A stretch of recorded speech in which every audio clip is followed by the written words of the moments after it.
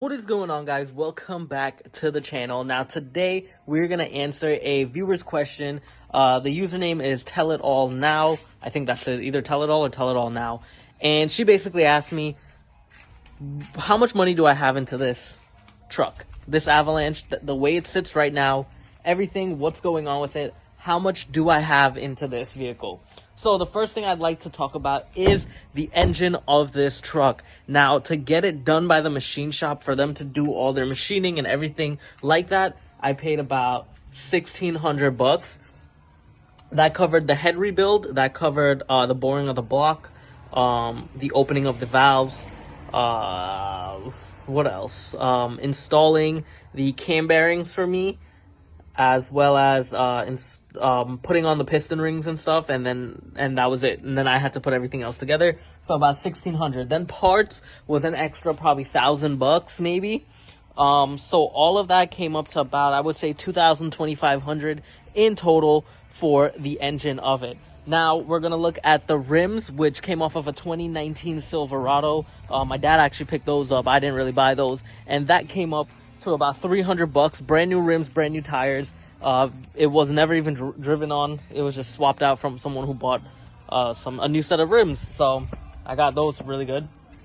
Next thing is the outside of the truck, which is the cladding that's been painted. That cost me about maybe over $100, because each can of the Eastwood Restorer was like $25 a can, $26 a can. So that cost me about 100, let's just say 120 in total. No, 100, because it was like 99 something, so rounded to 100. I still need to get one more can, so we have to add to that, so it'll probably be 120. So make sure y'all add this in the comment section below. Let me know how much it comes up to, because it's just, yeah, there. After that, what else did we do? We did some suspension work. So we put all new bushings throughout the vehicle, upper, lower control arm bushings. We did the rear diff seal, all those stuff, fluid changes. We did, what do you call them, bearings. We did the front bearings, we did the rear bearings. We did a whole bunch of different stuff on this. So that costed up to, let me see. I know at the dealer for the front bearings was about $120 a piece. So that cost me about $240. And I know the other bearings and stuff, I had bought those aftermarket, so that cost me maybe 20 or $30 a bearing or something like that.